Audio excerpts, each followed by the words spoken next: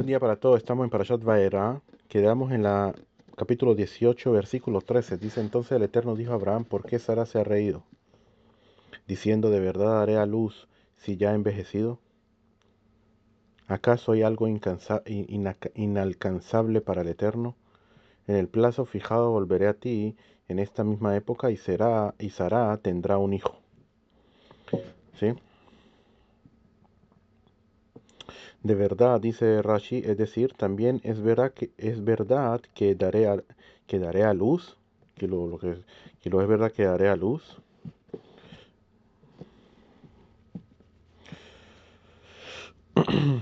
Si ya ha envejecido, la escritura modificó lo que Sara había dicho en aras de la paz conyugal, pues ella realmente había dicho: mi señor es viejo. Quien anteriormente habíamos visto, dice: mi señor es anciano. Y aquí dijo Hashem, diciendo: de verdad daré a luz y ya he envejecido. ¿Okay? Que Hashem le dijo a Abraham, que como si ella hubiera dicho que yo he envejecido y no que Abraham había envejecido. Pero ayer explicamos en el audio anterior sobre el fondo de lo que quiere decir según la profecía que ella recibió y por qué ella dijo eso. ¿Sí? Pero en este caso vamos a estudiar algo más también que se aprende en el Tratado de Baba Metzia, que todo lo que creó el Creador lo creó para bien.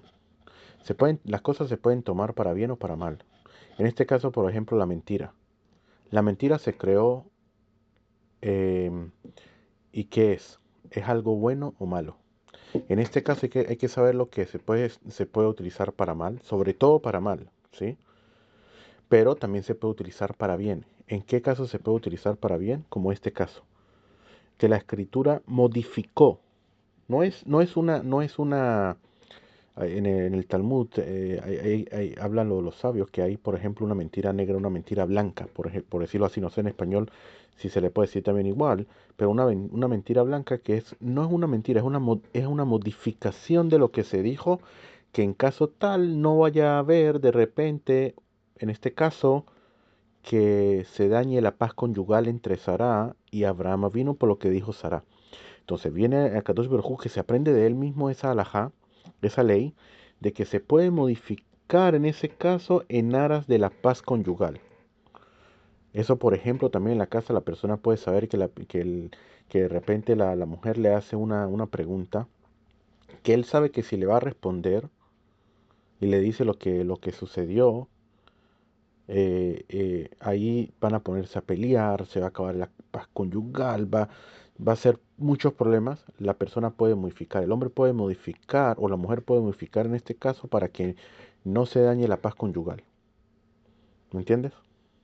También hay otra cosa, por ejemplo, si la persona le preguntan a un sabio, por ejemplo, cuántos tratados del Talmud ha estudiado o cuántas cosas. Sí, la persona no quiere decir, no quiere decir en verdad lo que él sabe, no, es una persona humilde, no quiere que sepan cuánto en verdad él sabe, cuánto no sabe. La persona puede modificar, en vez de decir: yo estudié ya no sé cuántos, 2, 3, 4, 5, ya estudió por ejemplo 20 tratados. Él dice: no he estudiado sino un poquito aquí, un poquito allá. Eso está modificando, no está diciendo que no estudió en lo completo. Si él dice que no ha estudiado en lo más mínimo, eso sí es una mentira. Pero al modificarlo, ¿para qué? Para no llenarse de orgullo, para no sentir orgullo, porque es humilde, se puede hacer, no hay un problema. Eso también es otro ejemplo. Eh, ¿Acaso hay algo inalcanzable? Dice Rashi. Es que hay algo demasiado maravilloso, distante y oculto de mí para que yo haga mi voluntad. ¿Sí? Según esto dijo Dios. ¿Sí? ¿Acaso se ocultará? Como dice el Targum. En el plazo fijado, esta expresión significa en el tiempo específico que yo fijé ayer, en esta época, el año entrante.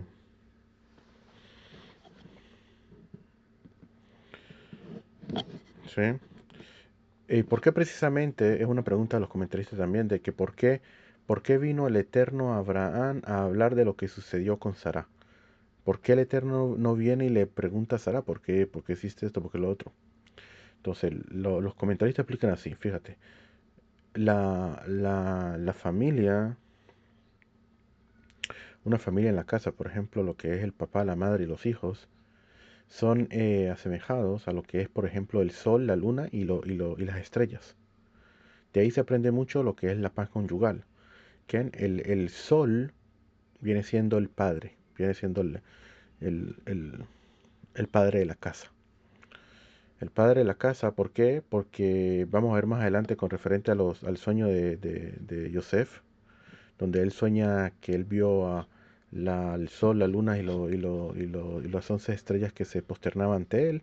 Y ahí se dice que el sol es Jacob, es su papá, y la luna la madre, y los 11 hermanos, que son las estrellas. ¿Sí? Entonces el sol se asemeja al papá, al padre, la luna a la madre y las estrellas a los hijos. Entonces nosotros sabemos y estudiamos anteriormente con referente a las luminarias, que la luminaria de la luna vino y dijo supuestamente, hay una sola corona para dos reyes, no se puede. Entonces Baruj le dijo, si es así, entonces disminúyete. Entonces la luna no tiene luz por sí misma.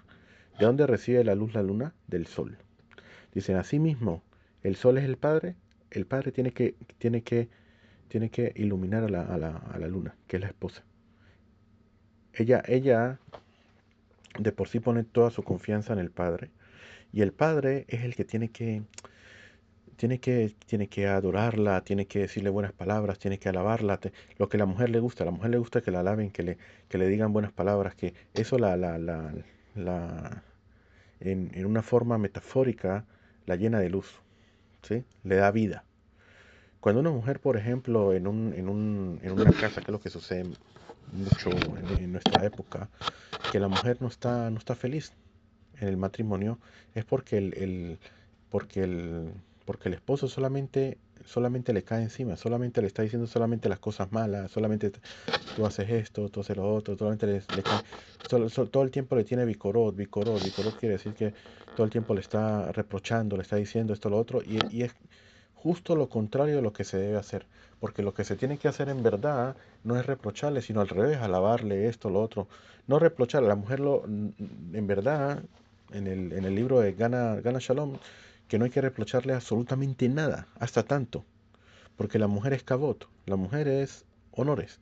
La mujer le gusta honores, la mujer le gusta que le estén diciendo esto, buenas palabras, esto, lo otro. Por eso todo el tiempo se están arreglando, todo el tiempo quieren llamar la atención, todo esto. Entonces cuando en la casa el esposo mismo, ella trata de llamarle la atención y él no le dice nada, no le dice ninguna palabra, no le dice nada, no, solamente todo el tiempo es puro picore, puro diciéndole cosas malas, reprochándola y todo lo demás. Entonces, ¿qué hace la mujer? La mujer incluso sin saberlo, de repente a veces se arregla y todo en, buscando lo que no tiene en su casa de una forma externa.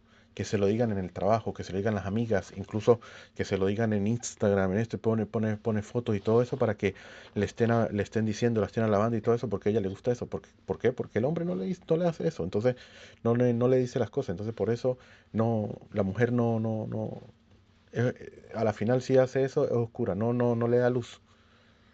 Entonces igualito, Abraham, el problema es de que si en Sarai Menú, hay que entender que Sarai Menú tenía un nivel muy alto, y como está escrito en el tratado de Baba Kama, en la página 50 o 60 de ahí se llama, que Akadosh Baruj Hu medakdek im hasidav que justa se hará.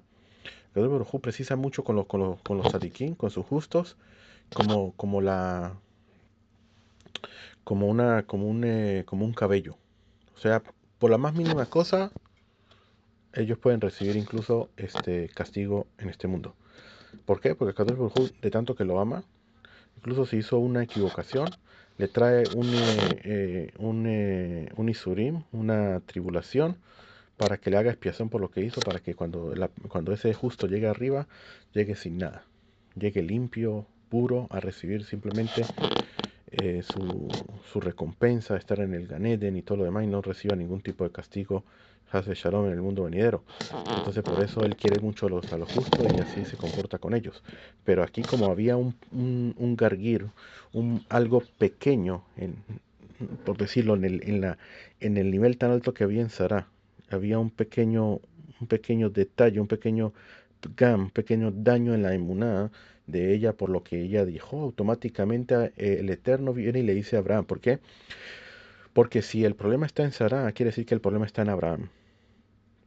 Porque Abraham viene siendo el que tiene que, como dijimos, que es el sol que tiene que brillar hacer brillar a la luna. Y el problema, y entonces el Kadosh Baruj Hu nos trae, nos dice que la raíz del problema es Abraham. Por eso él viene y le habla a Abraham, para decirle que él tiene que fortalecer más la emuná, para que también automáticamente en ella también se fortalezca y hagan el tikkun, la corrección a lo que está sucediendo. Muy importante para saber, la Torah viene a enseñarnos cómo el Creador creó el mundo y cómo nosotros tenemos que ver y cómo nosotros tenemos que comportarnos en cada cosa, en cada suceso que nosotros tenemos que saber y no vivir de una forma de que no sabemos nada, que el Eterno nos habla y nosotros ni siquiera entendemos nada. No entendemos el llamado de Él, no entendemos nada. La persona no entiende nada. ¿Por qué? Porque nosotros no entendemos hoy en día. Antes entendía. Al Baruj Hu incluso hablaba con ellos, el Eterno. Y los justos entendían. ¿Por qué entendían? Porque para ellos lo principal era el, el mandato divino. Estar cerca al Creador, cumplir sus preceptos. Y aparte de eso, ellos se purificaban, se santificaban. Pero hoy en día la persona que está tan sumergida en lo material, no puede entender nada espiritual, no puede entenderlo, no puede entenderlo. Y ese es el problema en el que estamos hoy en día. Ese es la oscuridad en la que nosotros estamos hoy en día. La oscuridad es una oscuridad espiritual. ¿Por qué? Por la persona, entre más material se hace, más se aleja del Creador, más se aleja de lo espiritual, más se aleja de Él y la oscuridad se hace mucho más fuerte. Por eso dice que en Egipto la oscuridad estaba en los egipcios, pero Israel tenía luz en todas sus moradas. En Israel sí había luz. La diferencia que hay entre uno y otro. Pueden estar las dos personas en un mismo lugar. Para uno oscuridad y para otro luz. Todo depende de cómo lo ve la persona, cómo se dirige la persona.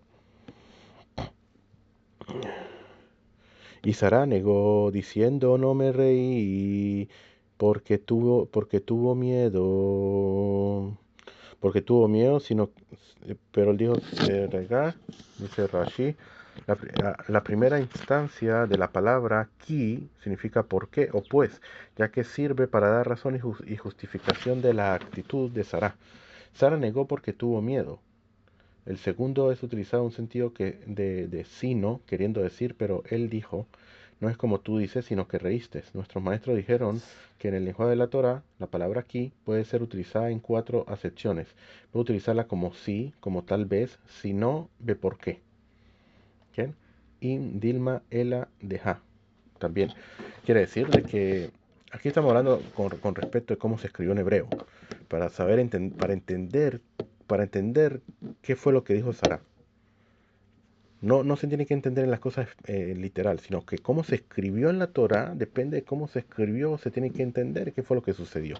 Eso es lo interesante de por qué en otro idioma no se puede entender. Y cómo en hebreo, a través de cómo se escribió, se puede entender justo la reacción que tuvo de cómo lo dijo. Muy interesante. Pero él dijo, no, sino que reíste. No, sino que reíste. Los varones se levantaron de ahí y observaron en dirección a Sedom y a Morá, y Abraham iba con ellos para acompañarlos. Observaron quiere decir, Ashkafá quiere decir mirada, observación. Que aparezca la misma raíz de mirada y observación que aparezca en la escritura, presagia algo malo, como en este versículo, exceptuado con el siguiente. Y en el caso siguiente, observa desde el recinto de tu santidad y bendice a tu pueblo. Y en ese versículo implica algo positivo, porque tan grande es el poder de las donaciones a los pobres que convierte el atributo de ira divina en misericordia. pero en este caso lo utiliza para mal, que lo están viendo en forma de lo que va a suceder ahora que es prácticamente la próxima sección que habla sobre lo que sucedió en Sedón Beamorá, en Sodoma y Gomorra. Para acompañarlo, dice Rashi, aquí este verbo significa para escortarlos. Abraham los acompañó porque pensaba que eran visitantes y no ángeles. ¿Qué? Pero en este caso, como dijimos, que en la mitad de lo que había sucedido, él ya sabía que eran ángeles. Y el Eterno dijo, oye, voy, esto aquí hay que la persona tiene cuando lee, tiene que sentir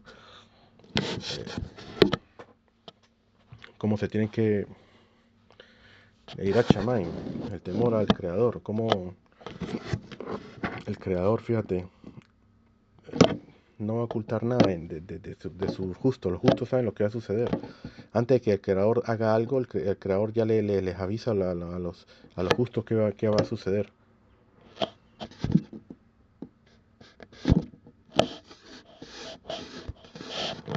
Solo que ellos no pueden decir qué va a suceder. No pueden decirlo. Kadosh Baruj Hu se los dice, pero ellos no pueden decirlo. Y el Eterno dijo, ocultaré a Abraham lo que yo haré. Como dice, a Sedom. No estaría bien de mi parte que yo hiciera esto que planeo hacer sin que él lo sepa. Yo le he entregado esta tierra de Canaán y estas 5 ciudades y que yo pienso que yo pienso destruir le pertenecen. Como se declara, y el límite de Cananí era desde Sidón hasta llegando hasta Sedom y Amorá, Sodoma y Gomorra. Lo he llamado Abraham padre de una multitud de naciones. Y he de exterminar a los hijos sin avisar a su padre. ¿Quién? Y he de exterminar, de forma de pregunta, y he de exterminar a los hijos sin avisar a su padre, quien además es su amado. Por eso el Creador automáticamente le avisa a Abraham. Y no solamente que le avisa a Abraham por eso, sino que también le avisa a Abraham para que Abraham aproveche y pida por ellos.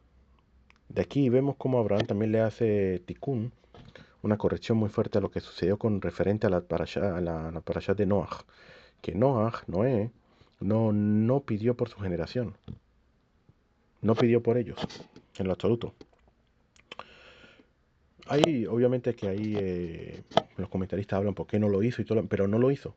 Pero al no hacerlo fue difícil. Por eso aquí Abraham pidió por ellos. De por sí yo pudiera decir Sodoma y Gomorra. Dije anteriormente en la parracha anterior vimos que cuando Abraham le dice que a Lot que vamos a separarnos aquí y todo lo demás y él vio hacia Sodoma y Gomorra, ¿qué dice allí? Y las personas de Sodoma y Gomorra son malos y pecadores ante Hashem. Son personas malas y pecadores. ¿Qué podrías decir tú? No, yo voy a pedir por ellos. Mejor que los maten. ¿Quién los necesita en este mundo? ¿Quién necesita esa maldad en este mundo?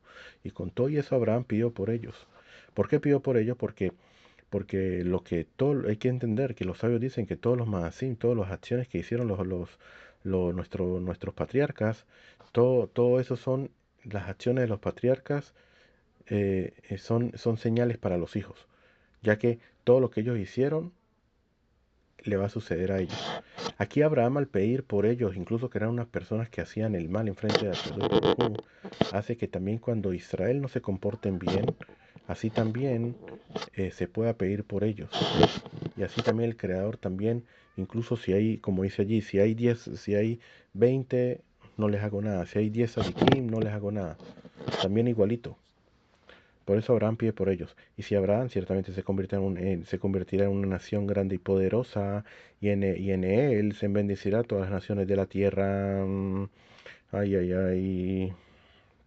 Se convertirá, según un Midrash gádico, a este pasaje se aplica el principio de la mención o el recuerdo de un justo será para bendición. Puesto que Dios había mencionado a Abraham, lo bendijo diciendo que se convertiría en un gran pueblo. Pero según su sentido llano, Dios quiso decir, ¿he de ocultar algo de él? He aquí que Abraham me es querido para que se convierta en un gran pueblo y para que a través de él se bendigan todos los pueblos de la tierra. Sigue la parashá y dice, pues lo he conocido porque él encomienda a sus hijos y a su casa después de él que guarden el camino del Eterno para hacer rectitud y justicia a fin de que el Eterno traiga sobre Abraham lo que habló con respecto a él. Dice Rashi, pues lo he conocido. Conocer es un caso que expresa cariño, amistad, lo mismo que los siguientes versículos, un íntimo amigo de su marido. ¿Acaso Boaz no es nuestro amigo íntimo? Te he conocido por nombre. Aún así, el sentido principal de toda esta expresión es conocer, ya que aquel que quiere a una persona se la acerca así y la conoce.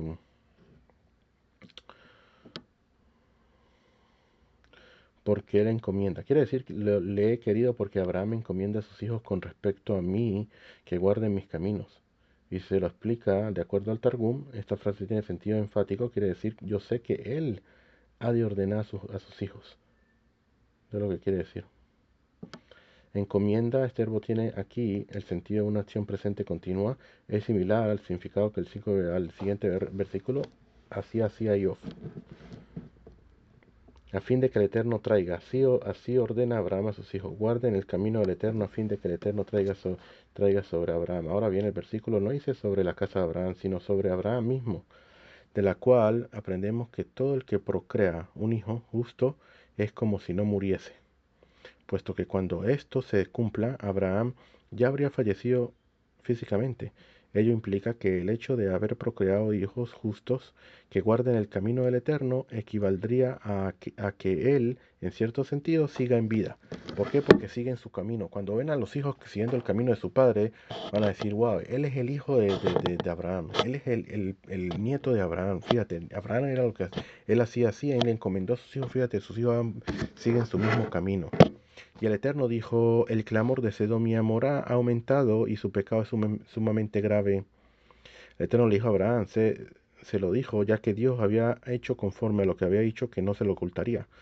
Ha aumentado siempre que aparezca la palabra Rabá en la escritura, el acento tónico está debajo de la bet, que dice Rabá, Rabá, por eso tiene la bet ahí que sale allí, tiene una nekudá, un punto en el medio. Cuando tiene un punto en el medio quiere decir de que es un acento en hebreo, ya que es traducido como adjetivo grande o como un gerundio engrandecido, ¿okay? Lo que quiere decir.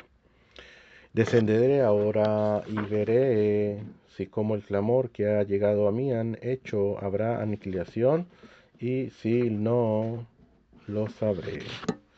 Descenderé ahora, dice, la utilización de la expresión descenderé ahora para referirse a providencia enseña a los jueces que no deben juzgar casos de pena capital sin antes mirar detenidamente la evidencia. Que no quiere decir de que quiere mirar porque no ha mirado antes. No hablan no es un sentido, dice, en sentido figurado es como una persona que se baja de su asiento para observar detenidamente e investigar un asunto, ¿ok? No está hablando de forma literal. Por eso hay que entender muy bien cómo para poder entender las escrituras qué es lo que está sucediendo. Ya que el creador no tiene ojos, ni tiene cuerpo, ni tiene manos, ni tiene nada por el estilo. Simplemente que la Torah habló de formas que el ser humano puede entender, pero no quiere decir de que sea forma literal. Eso es muy importante saberlo porque si no la persona puede llegar a muchas equivocaciones y pensar que supuestamente, como otras religiones, que Dios supuestamente es un hombre, es esto, lo otro, no sé qué, en lo absoluto, ya que todo hombre y toda cosa que hay en el mundo, toda cosa es limitada y Dios no es limitado. Por lo tanto, no hay nada que se parezca al Creador y por eso el mismo Creador dijo de que no se hicieran dioses ni de lo que está en los cielos ni de lo que está en la tierra, ya que nada de eso pertenece a lo que es el Creador y el Creador nadie sabe quién es. Es un ser supremo, sí, es un ser muy inteligente, sí, según lo que tú ves, cómo Él hizo el hombre, cómo Él hizo las cosas, cómo todo, sí, y como dicen los sabios, de que cuando uno entra a una casa y la casa está ordenada, eso atestigua de que hubo una persona que ordenó. Entonces, cuando uno viene a este mundo y uno sabe que hay tanto orden, sobre todo en el cuerpo, solamente con saber el cuerpo, por qué se hizo el cuerpo así, por qué esto, por qué la nariz se hizo de forma hacia abajo y no hacia arriba, para que la persona cuando vaya a comer algo tiene que olerla primero para saber si está buena o está mala, para que no le caiga mal, ¿sí? Los ojos en adelante para ver, dos ojos en adelante para ver las orejas a los lados para saber de dónde viene el ruido, si viene de la derecha, de la izquierda, de atrás, los dientes, los trituradores en la parte de atrás, los que cortan en la parte de adelante, eh, la lengua, todo tan perfecto que tú sabes que es un ser perfecto que hizo todo. Pero ahora decir supuestamente que es un hombre, que es esto, que es lo otro, es una piedra, es una es una, ¿cómo que se llama? Es un ídolo, esto, lo otro, no sé qué. Eso sería lo más tonto que la persona pueda pensar, supuestamente. Como decía Abraham Avino, le decía a la gente. Ese ídolo de piedra que tú, o de piedra o de madera que tú te le posternas y piensas que ese es Dios. Mi papá, ayer lo vi cortando la madera y haciéndolo. Entonces tú dices que supuestamente eso es Dios. ¿Dónde cabe en la cabeza una cosa así? Así Abraham vino, le decía a las personas y las caí, las hacía caer en cuenta de que lo que están haciendo es algo tonto, para que no siguieran pensando en cosas que no tenían que ser. Entonces ahora también con referente aquí, según otra aplicación, esta frase significa descenderé ahora hasta el final de sus actos. También, sí, como el clamor del país, que el clamor de ellos también, el clamor de... Aquí hablan también sobre el Midrash, lo que sucedió con la hija de Lot. El Midrash habla que lo que reventó la vasija de todo lo que ellos hacían fue lo que sucedió con la hija de Lot. Porque decían de que, por ejemplo, venía una persona a pedir dinero y supuestamente le daban dinero y después venían y se la quitaban, le quitaban venían y se lo robaban y eso hacía un montón de cosas fuertes y fuertes, no le dan, entonces los pobres están allí y entonces la hija está prohibido darle comida a los pobres, esto, lo otro. Entonces vino la hija de Lot y a escondidas le traía comida al pobre. Más que así no le dan comida y lo dejaban morir. Así hasta tanto. Unos juicios increíblemente malos que hacían. Entonces vino ella y le daba comida a escondidas a los pobres. Y ellos de repente se dan cuenta cómo es posible que ellos no mueran si nadie le da de comer. Entonces miraron a ver quién era el que le daba comida a ellos y cuando la agarraron, ¿qué hicieron con ella? Hicieron una cosa muy muy fuerte. La llenaron la llenaron de, ¿cómo es que se llama? De dvash, como como un panal de abeja, como ¿cómo que se llama? El, eh, la llenaron de miel por todo el cuerpo para que vinieran todas las abejas y se la comieran viva. Y esos fueron los gritos de ellas que ella gritaba y nadie hizo nada. Por eso dice, el clamor ha llegado a mí. ¿El clamor de quién? De ella, de la hija de Lot. ¿Cómo la mataron? Sigue la Torá y dice, los varones se volvieron de allí y marcharon hacia Sedom, pero Abraham aún estaba de pie delante del Eterno. ¿Sí? Es decir, el sitio hasta que Abraham los había acompañado. Pero Abraham aún estaba de pie delante del Eterno. Ah, antes no vimos lo que dice Rashi aquí, que han llegado a mí, han hecho. Y si se mantienen en su rebelión, entonces yo traeré la aniquilación sobre ellos, y si no permanecen en su rebelión, entonces sabré qué hacer para castigarlos con sufrimientos, pero sin exterminarlos. No lo quiere decir aquí. Pero Abraham no está de pie delante del Eterno, pero ¿acaso no es cierto que en realidad no fue Abraham el que había ido a pararse delante del Eterno, sino que el Santo Bendito fue el que había venido a él para decirle? El clamor de Sedón y Amorrá ha aumentado. Por lo tanto, de hecho, debería estar escrito y el Eterno aún estaba de pie delante de Abraham. No obstante, la Torá utiliza aquí un embellecimiento lingüístico similar al que hacen los escribas para evitar una expresión irreverente. El embellecimiento lingüístico, que se llama tikkun sofrim, se refiere aun cuando la Torá misma utiliza una expresión que modifica el sentido literal según el contexto con el propósito de evitar una expresión que, aunque exacta, sería irreverente hacia Dios. En este caso, había sido Dios el que fue hacia Abraham para hablarle, no a la inversa, por lo que en rigor el texto debería haber dicho que el Eterno aún estaba delante de Abraham, pero para evitar esta expresión un tanto irreverente, la Torá misma modificó su forma de expresión e indicó que Abraham aún estaba delante del Eterno. Entonces Abraham se acercó y dijo, también al justo destruirá junto con el malvado. Quizás hay 50 justos dentro de la ciudad. También así los destruirá y no perdonarás el lugar por los 50 justos que hay en él. Aquí empieza Abraham a pedir por ellos para que el Creador no los extermine. Después de que le dijo que, que la maldad, que el clamor ha llegado a mí. Pero aquí vemos en verdad que el Creador todavía no ha decretado sobre ello lo que va a suceder. Simplemente, como dice, descenderé a ver qué están haciendo, el clamor llegó a mí y todo lo demás, pero se ve que todavía el decreto no se ha hecho porque quiere saber qué va a pasar con Abraham, si Abraham va a poder revocar el juicio o no. Pero entonces dice Abraham, se acerca, ¿por qué él pidió 50? ¿Por qué? Porque habían 5 pueblos allí, y al haber 5 pueblos, cada pueblo va a necesitar de 10 justos en cada pueblo para que Hashem no los mate, no los extermine. Tienen que haber mínimo 10 justos. 10 personas justas. Justa quiere decir que cuidan los preceptos del Creador. Creen en el Creador. Sí, no justa según mi pensamiento cómo debe ser una persona justa. No, personas que son justas a los ojos del Creador, no a los ojos de nosotros mismos. Esas son 10 personas, por eso él empieza con 50. Con 50 precisamente, 10 en cada uno. Y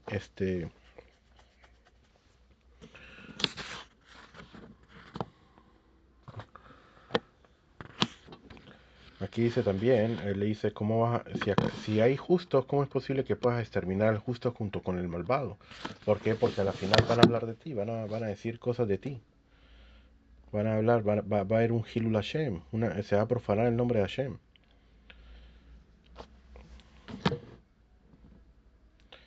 ¿Qué dice Rashi aquí? 50 justos, 10 justos por cada ciudad. Pues eran 5 ciudades las que integraban la región donde se localizaba la ciudad de Sedón. Abraham dijo a Dios, y si dices que los justos no podrán salvar a los malvados, aún así, ¿por qué has de matar a los justos? Sería una profanación para ti, dice Rashi, sería algo profano para ti. Si los destruye la gente dirá, ese es su oficio, arrasar con todos, tanto justos como malvados. Así hiciste con la generación del diluvio y con la generación de la dispersión. La profanación se refiere a la opinión errónea que la gente tendría de Dios, pues pensarían que Él no actúa con justicia, sino que indiscriminadamente destruye a hombres justos junto con injustos.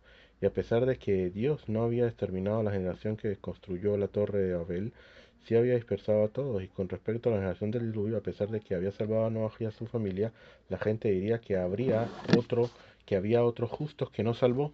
Solamente salvó a Noah porque quiso que siguiera la, la humanidad en el mundo, pero si no lo hubiera matado también. Así hubieran dicho las personas.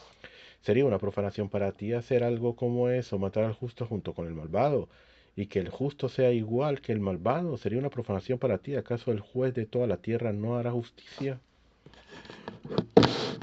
Algo como esto es decir, ni esto ni algo semejante a él. Sería una profanación para ti con respecto al mundo venidero. Porque, es decir, si el juez de toda la tierra no hiciera juicio en este mundo, ello provocaría una profanación de su cualidad del juez del mundo para siempre, incluso del mundo venidero. ¿Qué? No se refiere al mundo espiritual que vendrá después de esta vida, sino a las generaciones venideras. Para preservar su interpretación hemos dejado esta expresión de mundo venidero sin mayúscula, a pesar de que en general la escribimos con ellas. Quiere decir como que queriendo decir de que ¿qué van a decir los demás? Incluso en el mundo venidero van a decir, sí, el creador no era un juez correcto y no hacía las cosas correctas. Fíjate, el que quiere lo indulta, el que no quiere lo mata, el que quiere esto, Hasbe Shalom. Diría una cosa así. El Eterno dijo, si hallo en Sedom 50 justos dentro de la ciudad, perdonaré a todo el lugar por ellos.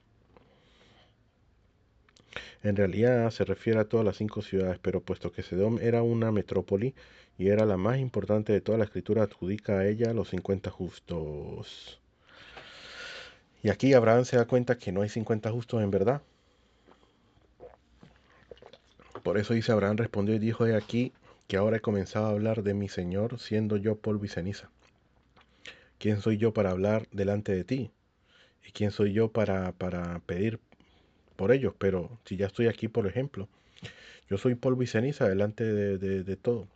Otros querían decir de que utilizara, que Abraham quería decirle a Hashem de que cuando él se hizo polvo y cuando se hizo ceniza. Dice que el polvo, cuando lanzó el polvo en la arena que lanzó con referente a la guerra que hubo con los reyes, ¿ok? Y ceniza cuando lo lanzaron a las calderas. Él quería decirle a Shem que utilizara que salvara a Sodoma y Gomorra gracias a esas dos pruebas que él pasó. Que es como si hubiera muerto prácticamente. Con el polvo y de ceniza en esas 12, es como si hubiera muerto y hubiera vuelto a vivir. Utilizara esos méritos que él tiene para que no les diera juicio. Quizás falten 5 de los 50 justos. ¿Destruirás por 5 a toda la ciudad? Y él dijo, no destruiré si hallo allí 45. Y volvió a hablarle. ¿Qué fue lo que sucedió aquí? Diciendo polvo y ceniza, dice Rashi, quiere decir, ya hubiera sido yo polvo en manos de los 4 reyes a los cuales hice la guerra, o ceniza en manos de Nimrod de no haber sido por tus misericordias que me protegió. Entonces por eso también ten misericordia con ellos y protégelos. Así dice, destruirás por 5, ¿acaso no serían entonces 9 por cada ciudad? Y tú que eres el justo del mundo, te sumarías a ellos para formar 10 justos por cada ciudad. Le dice a Shen, no hay allí en verdad 45. ¿Qué? Y volvió a hablarle y le dijo, quizás haya allí 40, y de este modo salvaría solamente 4 ciudades. Igualmente con respecto acá a las peticiones de Abraham vino que pidió 30 justos que salvarían a 3 de ellas, 20 salvarían a 2 de ellas y 10 salvaría a una de ellas. Y él le dijo, no lo haré por 40. Y dijo, sí, no se enoje ahora mi señor, y hablaré, quizás se hallen allí 30. Y él le dijo, no lo haré si hallo allí 30. Y él le dijo, he aquí que ahora he deseado hablar a mi señor, quizás se hallen allí 20. Y él dijo, no destruiré por los 20. Y dijo, no se enoje ahora mi señor, y hablaré solo esta vez, quizá se hallen allí 10. Y él le dijo, no destruiré por esos 10. El Eterno se fue cuando terminó de hablar con Abraham y Abraham regresó a su lugar. Quizá hallen allí Dios. ¿Por qué él llegó hasta 10 y no siguió después de 10? Entonces Rashi explica aquí. Pero por un número menor de 10 justos, Abraham no pidió que Dios los perdonase. Abraham se dijo, la generación del diluvio estaba compuesta por 8 personas. Noah, sus 3 hijos, sus 3 mujeres, Ken y la mujer de él. Pero aún así no lograron salvar la generación. Ellos en verdad eran 8. Y si se sumaba Shem, serían 9. Y fíjate, 9 no pudieron salvar ¿vale? Por lo tanto, hasta 10 se puede, mediante la deliberación divina. Abraham ya había rogado a Dios, pero su petición no había sido aceptada. El Eterno se fue, puesto que el defensor, Abraham, había callado, que ya no tenía otro argumento que decir. El juez Dios se retiró. Esto enseña que Dios no desea la muerte de los malvados, sino su arrepentimiento. Por eso es que, por decirlo así, espera ansiosamente oír argumentos a su favor. Solo cuando, solo cuando realmente no hay nada que decir en su favor, es que el juez se va. Interesante. El 14 de julio le gusta mucho que la persona, en caso tal, si va al Esanger, por ejemplo, al pueblo de Israel, están haciendo cosas de repente que no están bien, pero el Esanger es muy importante, o sea, el de ser defensor de Israel y tener argumentos que sean a favor de Israel. Con tal y Hashem no traiga juicio a Israel. A Kadosh Baruj Hu le gusta mucho eso, que la persona tenga argumentos a favor, siempre a favor de los demás, siempre viendo el bien y no ver el mal. hablar con Abraham y Abraham regresó a su lugar. Dice Abraham regresó a su lugar, ya se había retirado tanto el juez como el defensor, pero el acusador prosiguió acusando y por esto está escrito que vinieron los dos ángeles de Sedón para destruirla. Esto explica por qué la frase Abraham regresó a su lugar. Esta es justapuesta al hecho de que los ángeles fueron a Sedón para destruirla. Quiere decir que mientras todavía existía la posibilidad de que el defensor esgrimiera argumentos en favor del acusado, el fiscal no podría cumplir su tarea. Más que no solamente estaba Shem y Abraham allí, que era el defensor, sino que estaba el acusador, que era el Satán, obviamente, que estaba allí también con ellos. Interesantísimo. Con esto hemos llegado al capítulo 19, cuando vamos a llegar ya a lo que es cuando Akadosh Baruj Hu extermina a Sodoma y Gomorra. Que tengamos buen día. Besrat Hashem.